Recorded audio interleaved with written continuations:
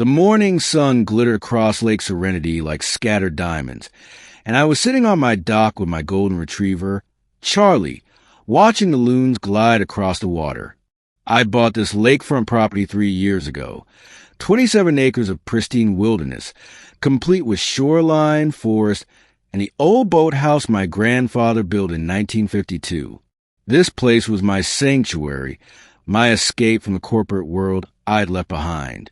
That's when I saw her marching down the dirt road toward my property. She wore a blazer so aggressively pink, it looked like it was trying to colonize the entire color spectrum. Her heels clicked against the gravel with military precision, and she carried a clipboard like it was Excalibur. Behind her trailed a nervous-looking man in khakis, her husband, I'd later learn, who seemed to be trying to become invisible.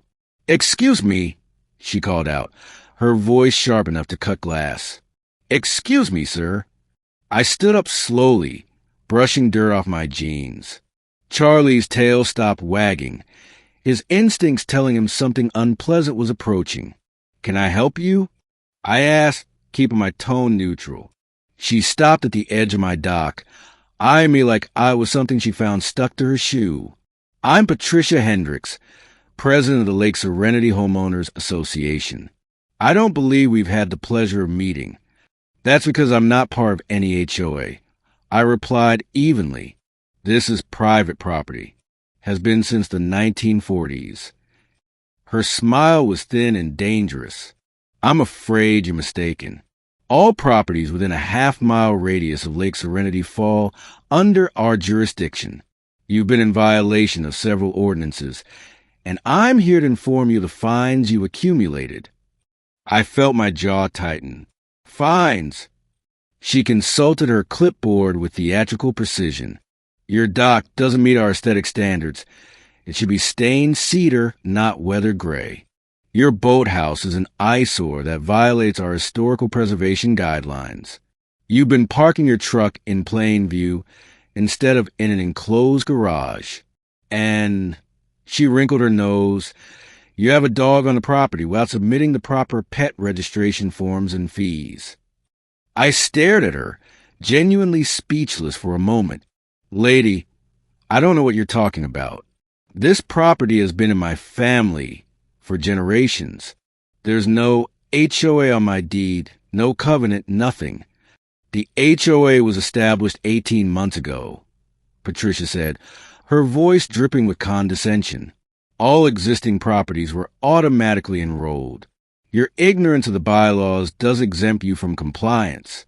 You currently owe $3,700 in fines, and that number increases by $50 per day until violations are corrected."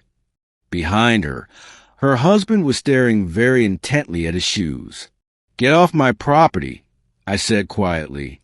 "Now." Her eyes went wide with theatrical shock. "I beg your pardon?" "You heard me. This is private land.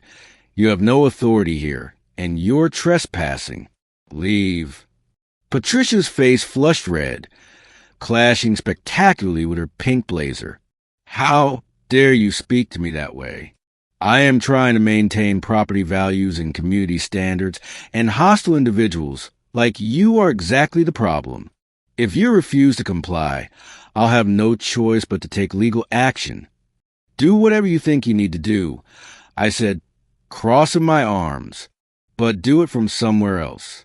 You're not welcome here." She sputtered for a moment, clearly unaccustomed to anyone refusing her commands. "This isn't over. Not by a long shot. Roger."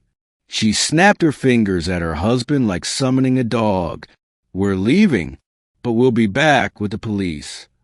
I watched them retreat, Patricia's heels stabbing the ground with each furious step. Charlie whined softly, pressing against my leg. "It's okay, boy," I murmured, scratching behind his ears. Just another day in paradise. But I'd be lying if I said I wasn't concerned. People like Patricia didn't make empty threats. They were the type who'd weaponize every system they could find. I pulled out my phone and called my attorney, Michael Chun, who'd handled my grandfather's estate. "Mike?" "Yeah, it's James." I need you to pull up everything about my lake property. Deeds, titles, surveys, all of it. And find out what you can about something called the Lake Serenity Homeowners Association. 20 minutes later, Mike called back, and I could hear the grin in his voice. James, you're not going to believe this. That HOA Patricia Hendricks established, it only has legal jurisdiction over the subdivision she developed, Serenity Heights. That's the cluster of McMansions on the South Shore. Your property predates their development by about 70 years, and it's explicitly exempted from any HOA covenants by the original plat map.